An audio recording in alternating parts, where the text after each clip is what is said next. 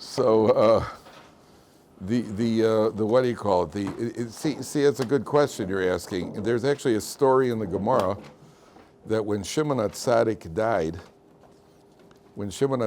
died, so he had two sons, and he appointed the younger son to be the Kohen Gadol after him. Shimon HaTzadik was the Kohen Gadol, and he appointed the younger son to be the Kohen Gadol.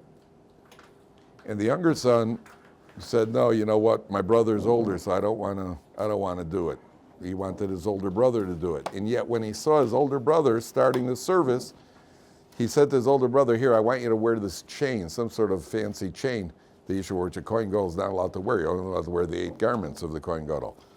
And then he kind of set his brother up. He wore a chain. Then he went to the other Kohen and he said, "Look what my brother promised his wife, that on the day he becomes a Kohen Gadol, so he's going to wear her chain, because just out of for sentimental value." And the other Kohanim got upset with the Kohen Gadol, and he had to run away. There's a whole story the Gemara brings in. Gemara Menachos brings this whole story that he said, "Now, who are you talking about over here? You're talking about the guy who did a very noble thing. He was appointed to be the Kohen Gadol, which is a lot of honor. Yet he defers to his older brother, because I should really give it to my older brother. Yet you see that after he deferred to his older brother, he's resentful, and it creates a whole family feud, and it creates all sorts of trouble." So what happened over here? So my understanding of my take on the Gemara is exactly what you're asking, Aaron. My take on the Gemara is he tried to do something noble, but he wasn't at that level. You got to be at a level when you do something. Make sure that you don't have. If you give up something to somebody, make sure that you're not going to be upset about it later. And this applies in many areas of life. And the reason is because I'm not holding at that level. And there's a pasuk in Mishlei, Shlomo Melech says, "Al tehi tzadik harbe." I think that's the word. Don't be such a big tzaddik. We're supposed to be tzaddikim, right? We want to be tzaddikim. Yeah, be a tzaddik if you're ready to be a tzaddik. But if sometimes you do something very noble, then there's a festering resentment inside. So you better know who you are. This applies in marriage too. It's not a joke. If your wife serves you food that's not good, so there's the one guy who I'll take one for the team, and you're going to eat it. You don't want to hurt her feelings, and you're gonna do it, and you're gonna and because you're a big tzaddik. But if it comes out later when you get upset at her later, said, "By the way, you keep overspending on the credit card, and you can't even make a decent meal." If it's you're not holding by that. You're not holding by that. If you're not holding by that, then just tell your wife. You don't have to tell her, "By the way, this is lousy." Just she could tell by the way you're eating if it's not good. So if you're a real tzaddik, you're just like But if you kind of, you're picking away at it and you eat one portion, then I don't want. She knows. She knows next time she has to let the chicken die before she cooks it. She'll get it. The famous story of the Hasidic Rebbe. The Hasidic Rebbe is walking with his entourage, and they get to there's a very wealthy man, and he invites them in for Shabbos. The Rebbe and his entourage, and they come to the table. And they have the first course, and then they bring out the cholent, and he honors the Rebbe to take the first taste of the cholent. The Rebbe takes the cholent, he says, "L'chvod Shabbos Kodesh," takes a bite of the cholent, and everybody's waiting very politely, and the Rebbe eats again, and the Rebbe has a second helping. He eats the cholent, then he moves his plate away, takes the whole cholent bowl, and he knocks off the entire cholent bowl, and everybody's just watching. There's no more. Is there any more cholent? They bring out the second bowl, he knocks off the whole second bowl. And finally, they say, "Okay, now what? Is there dessert?" They bring out dessert, and they bench, and nobody's too happy. The rich guy says, "Well, come again, anytime." And they walk outside, and there's this uncomfortable silence. So the Rebbe says to his disciples, "Would anybody like to ask me something?" No. "Yes, you would." He says, "Yes, Rebbe. We're wondering why you knocked off the whole cholent." So he says, "Do you have any idea why?" So one guy says, "Yes, you were elevating the souls of those potatoes and the meat and the carrots to higher levels with every bite." He says, No, not this time. He goes, "Okay, and because you had some sort of stomach condition, an ulcer, and you needed a lot of food real quickly because you were." No, that's not it. So what was it? He says, "I took one taste of the cholent, and I realized that the servant girl, the orphan servant girl, instead of putting in oil in the cholent, she had put in kerosene. And I know that if any of you would have taken a bite, you would have said something which would have cost her her job. He would have gotten upset with her and embarrassed her and yelled at her and fired her. So I decided I'll take the bullet, and I ate both bowls of cholent." Then he goes off to the side and he heaves, of course. But that doesn't appear in the original story. That's just my own version. But at the end of the day, now, you have to be somebody who's able to do that. And that's why I always recommend, if you're guests at a Shabbos table, there are 3 choices. If they serve something, my policy was always, if I got to ask what it is, I don't eat it. I remember once being at a Shabbos table, they served some sort of green blob. I had no idea what it was. I wasn't going to ask, and I certainly wasn't going to commit suicide. So gastronomic suicide. So there are 3 things. If you're the type of guy who can eat anything, you're a vacuum cleaner. You're just a human vacuum cleaner, and you just eat anything. That's great. That's the best thing to do. If you're the type of guy who cannot do that, and you know you can't do it, the best thing is, just don't eat it at all. Don't eat it all. If you take 2 bites and you don't eat it, then it's like, say, there's like holding a sign, this food is really, really, really lousy. Right? So just don't eat it. What I used to do when I was a Yeshivat Ohr, so it was always a problem with gefilte fish. That was the dread. I didn't go out that much because I'm a very picky eater, but when I would go out, every Jewish woman thinks she makes the best gefilte fish in the world. And there are very few things that I detest as much as gefilte fish. And eventually and it's always, well, I say, thank you, I don't need gefilte fish, thank you. Taste mine. And I'm thinking to myself, lady, there are a lot of things in life I would do, like cliff jumping and parasailing, a lot of things I would do before I would taste this gefilte fish. And so eventually I just said, I'm allergic to fish. Everybody respects allergies. I'm allergic to fish. Oh, is there something else we could get you? Well, the doctor said that, roast beef is a great substitute, for. But if so if you're the type of guy who can knock it off and you won't grimace and you won't make any face, let's do it. That's the nice thing. But if you're not going to, then don't touch it at all. Just don't touch it at all. But to take a couple of bites, that's really the worst thing you could do. Okay, Parsha Shoftim. So we're on page 1224. So we started 2 days ago with the appointing the judges, and then in pasuk 3 lines from the top. Lo sata mishpat, lo sakir panim. Do not distort the judgment and do not play favorites. Literally, sakir panim means don't recognize faces. Lo sikach shochad. Don't take bribes. Ki shochad ya'aver einei chachamim. Shochad blinds the wise, the eyes of the wise. Visalef divrei tzadikim, and it distorts the words of the righteous. Now, the word shochad. The root of the word shochad is chad, which comes from echad, which is one. When you take a bribe, you become one with the person who's bribed you. You lose your ability to remain objective. And therefore, even if you think I could take the bribe and remain objective, you can't. And therefore, the Torah says, don't take the bribes, number 1. Number 2, if you take a look at, this is remarkable, 2 things really remarkable in the same pasuk. If you take a look where it says, starting from, where is it? Velo sikach shochad. Don't take the bribes. 3rd line. Don't take a bribe. Why? You become one with the person, right? Take a look at the last letters of those 3 words. Velo, the last letter is an aleph. Sikach is a ches. Shochad is a daled, echad. You become one. And you don't even see it. You don't even realize that's why it's the end of the word. The letters are at the end of the word. Subconsciously, you become one with the person. You cannot retain your objectivity, number 1. Number 2, in the Hebrew Aleph base, you're gonna have to follow me now with in the Hebrew Aleph base, you have the word shochad. Shin, ches, daled. What's the letter that follows a shin in the Hebrew Aleph base? A tough. What's the letter that follows a ches? Tes. What's the letter that follows a daled? Which spells the word sateh. Look in the pasuk. Lo sateh mishpat. First word on the line, second word on the line. Lo sateh mishpat. Do not, how does the article translate? Do not pervert judgment.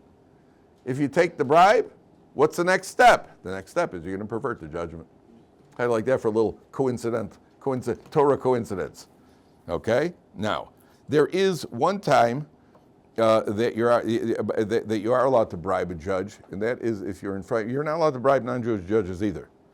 Anybody who's in law enforcement, you can't bribe. You can't bribe a cop. I told you I had a friend once who got stopped in the outer drive in Chicago. The cop said, "Hey, buddy, you're speeding. I have to give you a ticket." He said, "Can I pay part of it in advance?" He said, "Yeah, sure." He says, "How much?" He said, "Whatever it's worth to you." It's a good line, huh? I know you like that. Yeah, no, yeah. Now, listen, we were told from day one, in your driver's license, you always put a $20 bill in there. And if the cop ever stops your license registration, you hand them your license, and then he gives it back to you. If it's without the $20 bill, we're good to go, right? So I never got caught for moving violations. I never had that opportunity. But the what do you call it? You can't bribe a cop. I had another friend who worked in a butcher shop. He had a big kosher salami. He's one of these long kosher. So he got stopped by a cop, and he said, "Hey, you want a salami, a kosher salami?" I said, "Hey, yeah." So he started handing him. Said, "Not here." He pulled him into a side street, gave him a kosher salami, and every Shalom Al Yisrael. You can't do that. You can't do that. If you're breaking the law, you can't do that. You can't bribe. He's the real extension of law enforcement. You could bribe for two things. Number one, you could bribe a non-Jewish judge if the only way you're going to get a fair trial is by bribing him. You're bribing him to get a fair trial.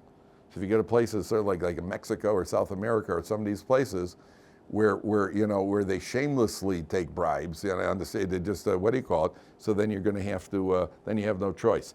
In Odessa, Ohr Somayach had a branch in Odessa. Police in Odessa, their monthly salary was worth 1/4 of their monthly expenses. So that created a situation where they just randomly stop people. Just stop a car for no reason. And then, you got you can do it because you're not being stopped for, that's all that's their parnasa. So there would be a heter to do that. There'd be a heter under those circumstances, but that would be extremely rare. Okay. Then in Pasuk Chaf it says like this: Tzedek tirdof. You must pursue righteousness, and you'll notice. Oh, by the way, I skipped one point. Take a look in Pasuk. Back at Pasuk Yates again. Third line from the top. Lo sate mishpat, lo sakir ponim. Don't pervert the justice. Don't play favorites. V'lo sichach shochad, ki hashochad ya'aver einei chachamim v'salef divrei tzadikim. So the pasuk begins in the singular. You, singular, don't take bribes and don't play favorites. It doesn't say lo satu mishpat, it says lo satem mishpat. Lo sakir, it doesn't say lo sakiru. V'lo sikach, it doesn't say v'lo sikhu. So it starts 3 times in the singular, but by the end of the pasuk it says it'll blind the wise, plural. Why didn't it? If it was consistent, what should it say? It'll blind you. Chacham, v'salef divrei tzadik. So why does it go from the singular to the plural? Why does it go from the singular to the plural? Anybody got an idea? So the Mefarshim say, you have a judge, you have a Beis Din, you have 3 judges. 23 judges sometimes. If one judge takes a bribe, what's he then going to do? He's going to work on influencing the other judges because he wants to make sure it comes out his way. And therefore it's going to start out singular, but then you're going to get to the other judge. Maybe you'll pay them off also. Maybe you'll pay off the other judges. Therefore the Torah says you have to be careful. Now look at the next pasuk. Tzedek tirdof. And it says a double terminology. Double terminology is always emphasis, like most you must. Sakol yisakel. Anytime it's a double terminology, it's an emphasis. You must pursue righteousness. You should live and inherit the land which Hashem your God gives you. So here, the Mefarshim say, tzedek tirdof means that you should, the plain meaning is what I'm telling you, is the emphasis. But the Mefarshim say, tzedek tirdof means, tzedek tirdof, you have to pursue righteousness through righteous means. That means in Judaism, the ends don't justify the means. The means also have to be. No matter how good the ends are, the means have to be proper means as well. And it's not limited to judgments. It's not limited to Beis Din. This means that it's referring to all areas of Yiddishkeit. The ends have to just, the means, the ends do not justify the means. The means have to be just as well. I'll give you a couple of examples. Tzedakah. I want to give a guy tzedakah. And I want to give a lot of tzedakah. So, I do some dodgy things in my business dealings. And it's all justified because in the end I'm going to give tzedakah. It doesn't work that way. I can't reach into your pocket and pull out a wallet in order to give tzedakah. There's no Robin Hoods in Judaism, Ruvain Hood. No Ruvain Hoods in Judaism. You can't go steal from the rich and give to the poor for the good of the cause. Right? The ends have to justify the means. You find this also when it comes to Jewish outreach. Sometimes when people are involved in bringing other people near to Yiddishkeit, they may compromise certain Jewish values for the good of. I have to do the classic example is say inviting somebody to your house for Shabbos, knowing they're going to drive to your house on Shabbos. And somebody's secular, and I'm going to invite him to my house for Shabbos by having him drive to my house on Shabbos. So what's the good of it? So like Rabbi Yashiv said, you're going to have him break Shabbos to teach him that, and all the rationalization of but he's anyway going to drive, and anyway he's going to. We don't play that way. Our job is not to be. We're not God's policemen.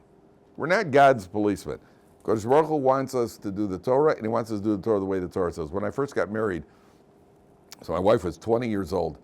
And the first job she got was I don't know if you ever heard Rabbi Meir Schuster, Zechron Livracha. He used to go to the Kaisel, and he'd see backpackers and invite them into yeshivas to come and go hear a shir, and they would do outreach. They were tremendous tzaddik, incomparable. So he had people working there, and he had women working on the women's side of the mechitza, the Kaisel. And so their job was to approach the girls. So my wife came home one day, and she asked me, if she sees a guy, a male backpacker, and none of the men recruiters are there, is she allowed to approach him or not? Now, both my wife and myself felt no. As a 20-year-old female cannot approach any male in this society under any circumstances. But I just wanted to be sure. So I asked my Rebbe at the time, just to be sure, what's going to happen to this guy? Then this guy's going to go in, he's going to go lost. If nobody gets him, this might be the one in a lifetime chance to get him to a yeshiva, to get him to a shir. And he said to us that expression, he said, we're not God's policemen. That means that Kodesh Baruch Hu cares about them more than you do. Kodesh Baruch Hu cares about them more than you do. And there's a Gemara in Sanhedrin. I think it's Daf Ayin Hey. The Gemara says, there's a man who saw a woman, saw a girl, and the doctor that he was lovesick, but like critically lovesick. And the doctor said the only cure for him is for her to live. She's got to live with him. That's the only cure. And the Chachamim said, let him die. So he said, well, he doesn't have to live with him. He just needs to be able to look at her. And the Chachamim said, let him die.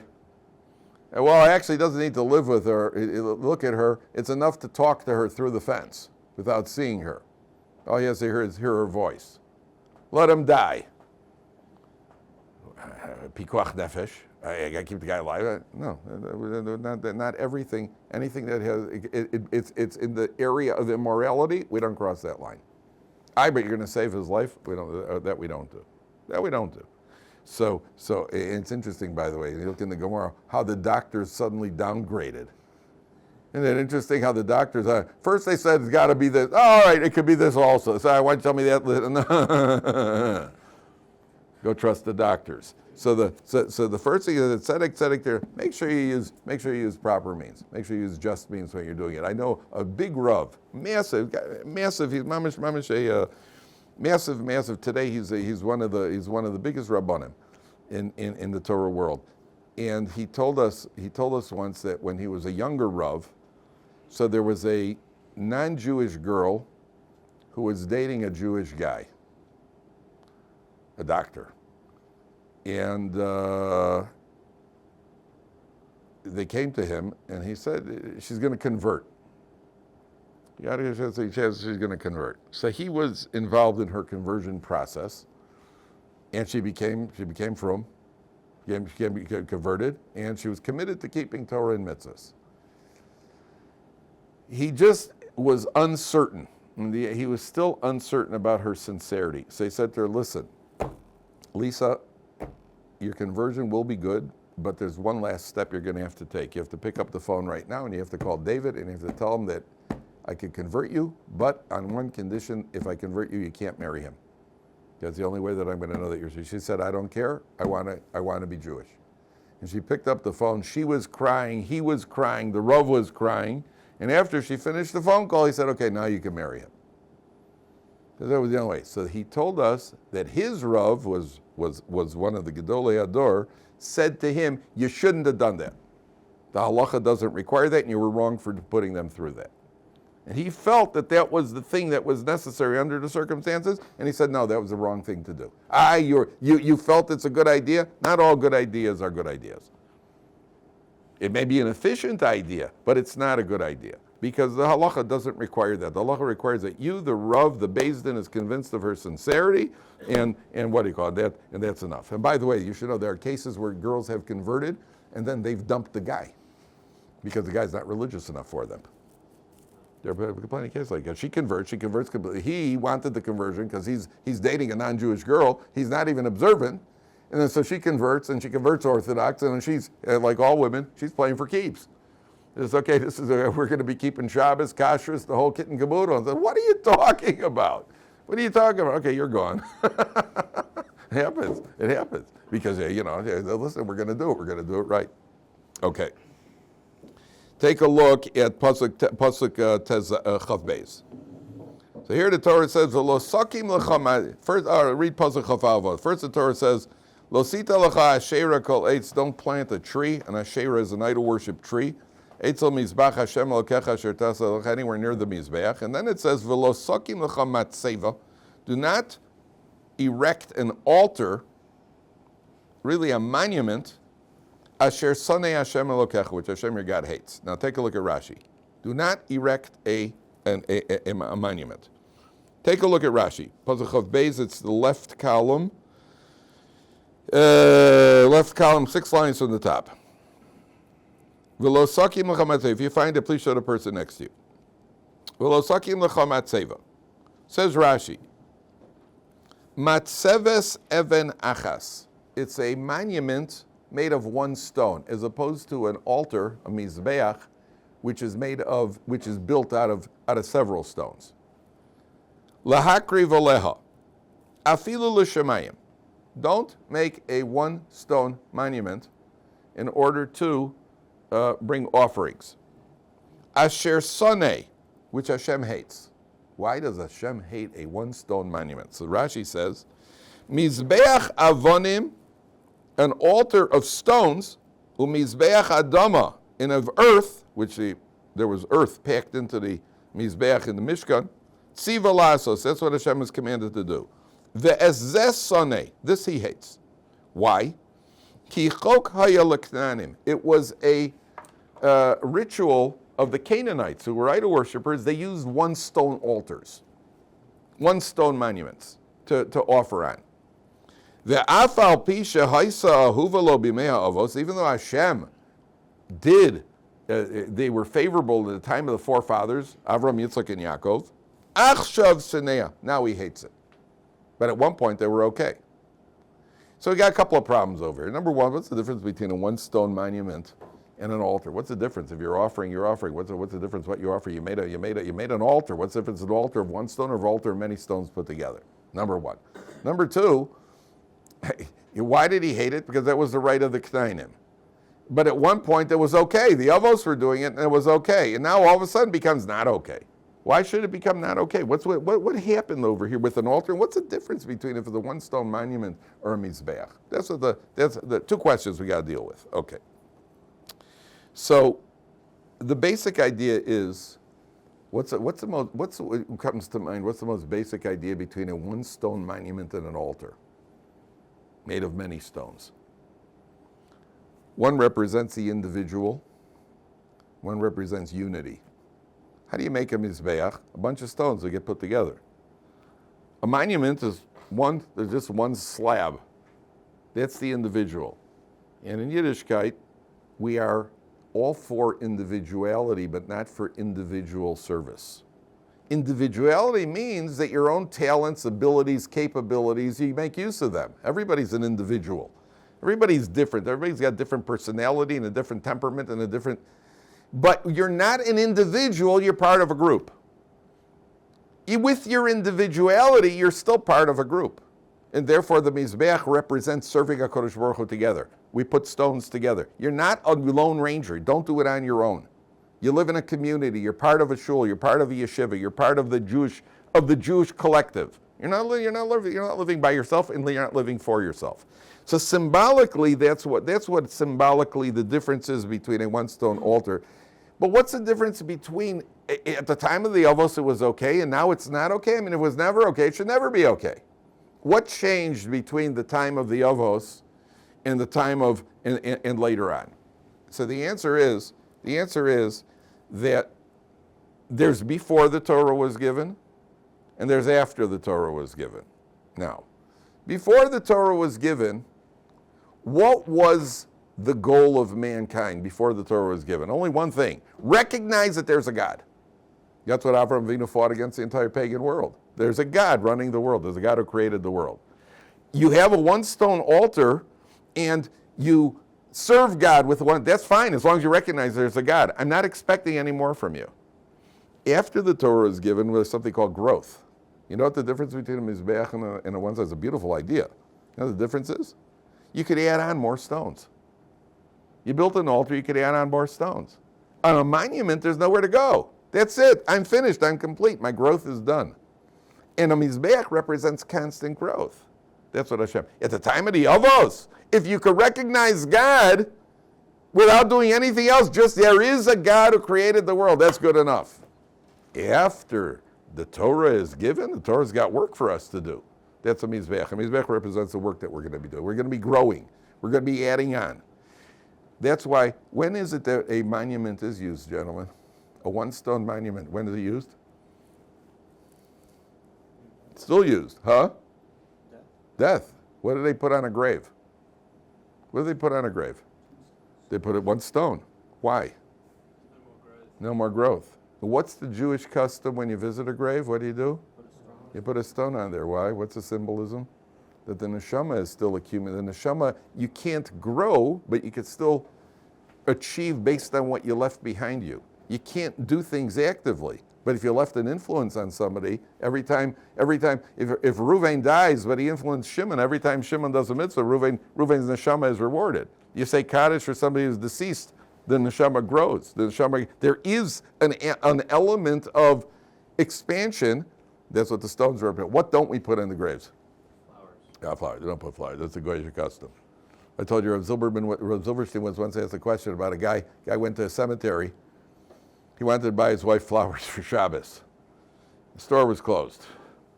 So he went over, there's a cemetery in Tel Aviv, and it was a secular cemetery.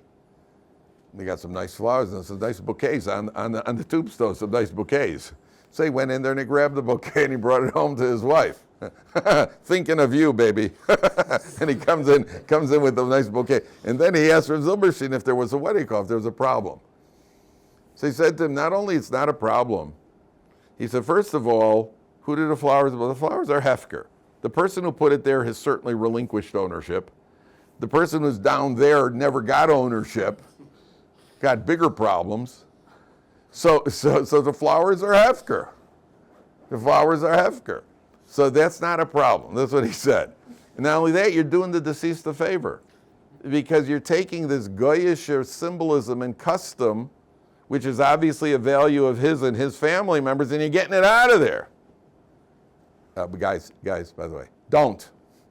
I'm just telling you what happened. Don't. And just my luck, I'm a Kohen. I can't go into the cemetery anyway. Here I was going to start a whole business. I had plans to start I was going to get a bucket and sit out there on Fridays also by the bus stop and sell flowers. 100% markup.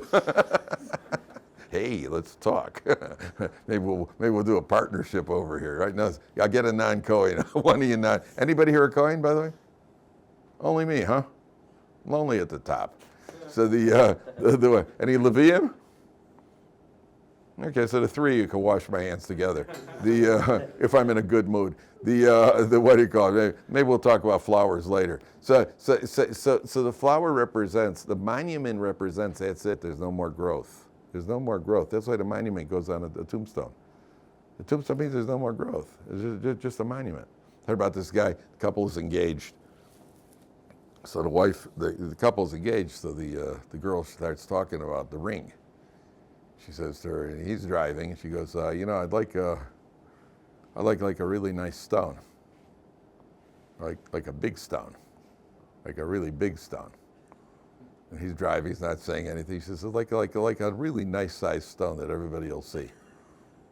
All of a sudden he pulls off to the side of the road right next to the cemetery, says, here, pick any one you want. So the what do you call it? The monument represents, I'm finished.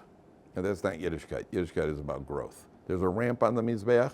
Remember the ramp? Not only there's an altar made of stones, but there's a ramp going up. What does the ramp represent? Growth, constant growth. So the difference between the time of the Avos and the time afterwards is at one point, all you got to do is recognize God. I'm not expecting, and there are no other demands. Now that the Torah is given, HaKadosh Baruch Hu hates that. He doesn't want that monument. More than that.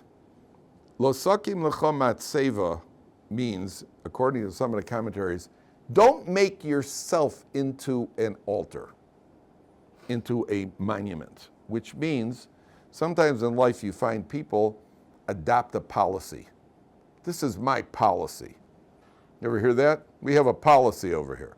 Well, sometimes policies have, just because your policy, maybe your policy is wrong. Sometimes policies have to be changed. So for example, this guy is sitting eating supper. There are people who will not answer the door or answer the telephone during supper. I can understand that. On the other hand, there's a story about a guy, they're sitting at supper, and there's a knock on the door, so he gets up, he answers the door, and there's a guy who's collecting for some yeshiva or some worthy cause. So the balbosi takes him into the back room, and he sits with him for 20 minutes, and he writes him out a nice check. And the guy leaves, and his wife says to him, Shmuel, why did you get up? You were in the middle of eating supper. She says, listen, I know of a halacha that says you're not allowed to make an interruption in the middle of Kriya Shema. And I know of a halacha that says you're not allowed to make an interruption in the middle of davening Shemona Esrei. I don't know of any halacha that says you can't interrupt your supper to help another Jew. So this is our policy. Your policy may be wrong. Sometimes parents have a policy with their kids. They have a policy. And maybe you're too tough on your kids. Maybe your policy is not the right policy. Don't be so rough and tough. Maybe, but a lot of times people say it's my policy. That just means it's your nature. It just means that my policy is if somebody's wrong, I tell them they're wrong. So then you're a tactless, cruel individual. Yeah, but that's my nature. Well, your nature, work on it. Not your policy. Your policy is just your fancy way of justifying your lack of being willing to work on yourself. And review your policy. Maybe your policy is wrong. That's what the don't make yourself a matzeva. Don't make yourself a set piece of a slab that is unchanging, because it's part of life. Part of life is that we have to think about what we're doing and whether what we're doing is correct or not. Okay. Take a look at Perek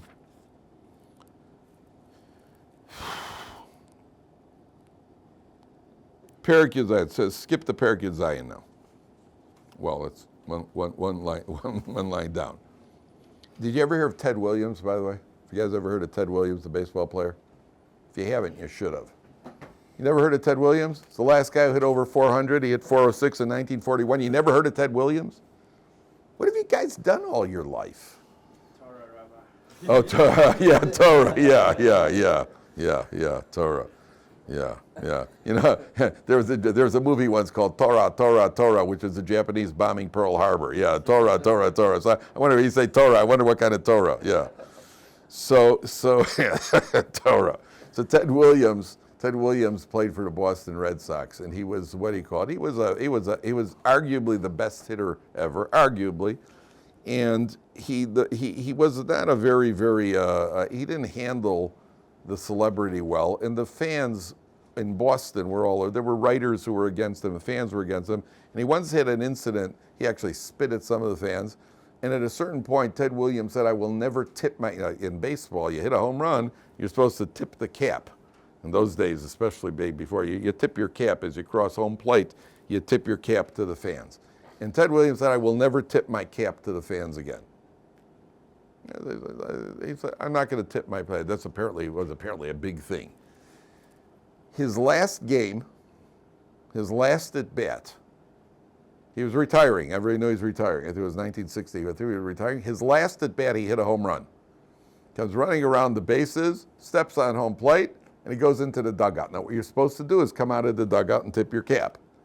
And he sat in the dugout, and his teammates said to him, come on, Ted, bury the hatchet. It's your last at bat.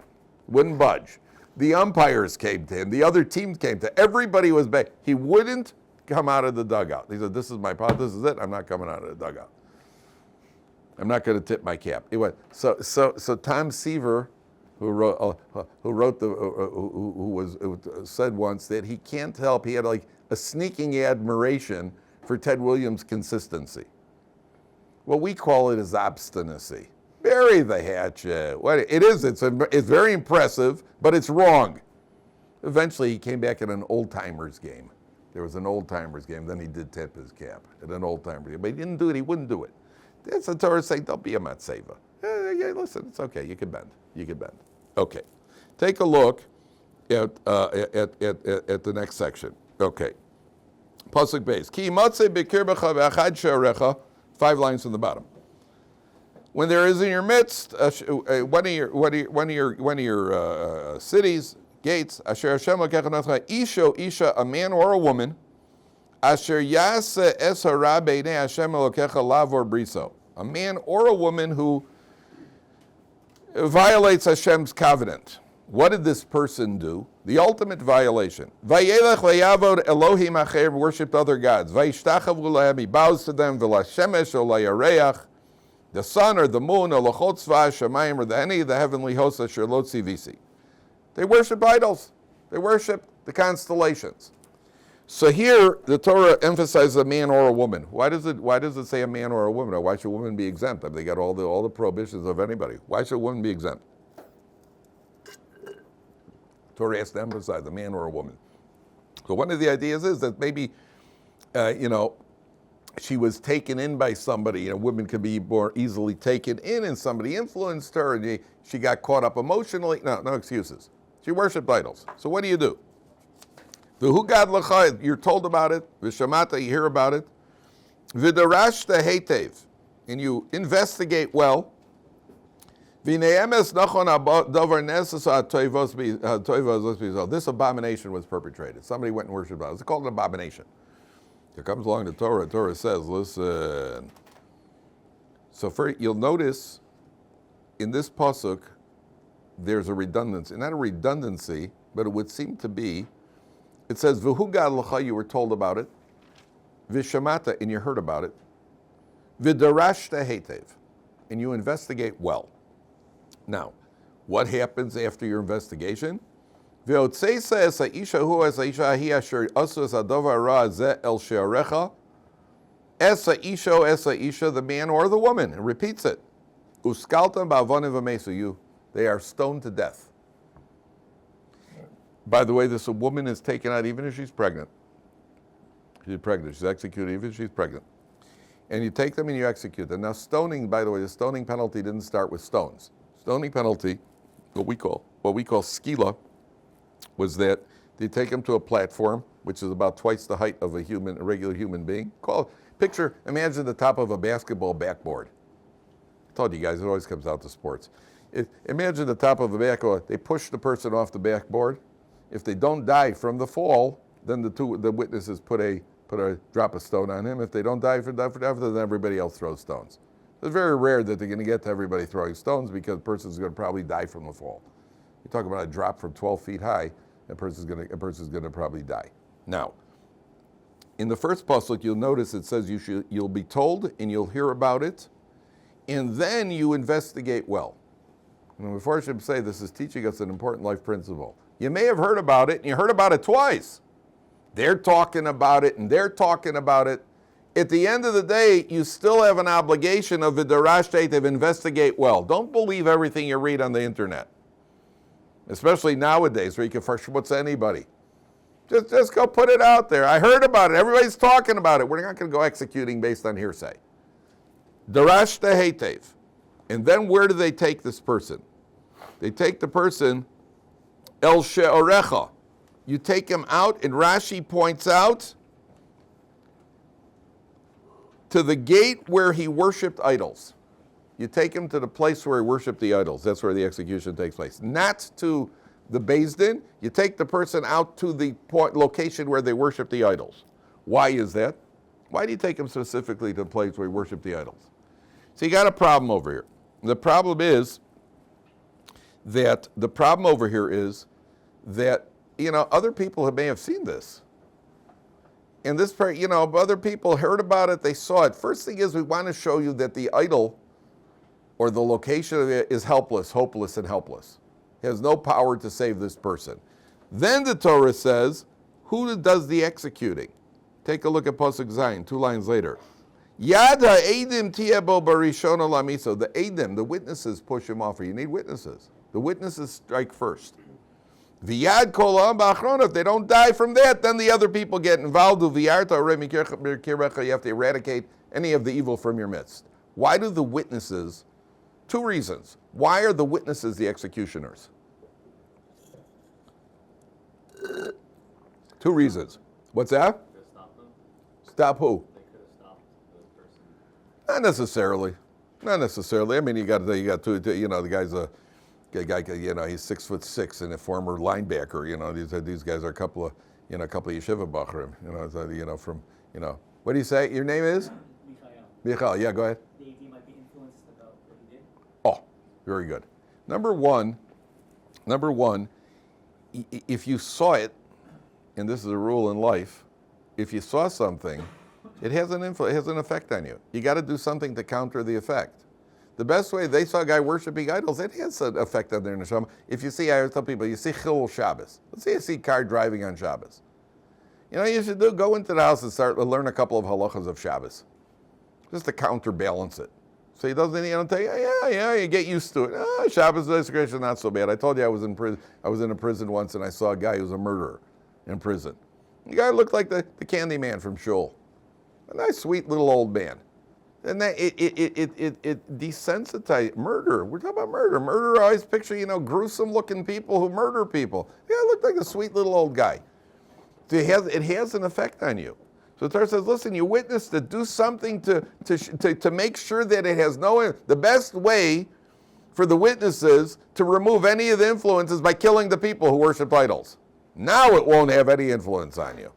Now it's gonna. No. Oh boy. Okay. Forget that idea. Let's go on. Next. No. Forget that. Number 1. Number 2. Why the witnesses? Why the witnesses? It's a way of preventing false witnesses. There are certain things I'm willing to do. I'm willing to set you up. I may be willing to lie. I resent this guy, I'll lie, I'll get the guy into trouble. I'm not willing to be the guy who pushes him off I'm not willing to murder.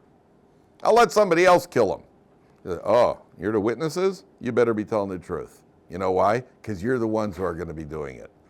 It's like if I come to your house and you cook me a meal, I'll eat it. First I want to see you eat it. If you cook it, you're going to eat it. All right, keep that in mind. Keep that in mind when I know men who make the cholt. I know a lot of guys who do the cholt. Cholt is the husband does it. The husband makes the cholt. You know that? There are a lot of men I've never made the cholt. Maybe I don't think I've ever made the cholt. There are men who don't even they make the cholt. You made it? First I want to see you take a bite. First you eat the cholt. Then I'll know that I can do it. You're testifying that this guy is liable for the death penalty? You sure? Yeah, absolutely. We're 100% sure. Good. Go push him off the backboard. Go push him. Well, maybe. No.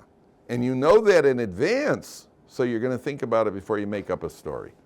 If you know that you're the ones who are going to have to execute him, then you'll think twice. You're not going to go testify falsely in Beis Din. Okay. All right. We'll hold it here.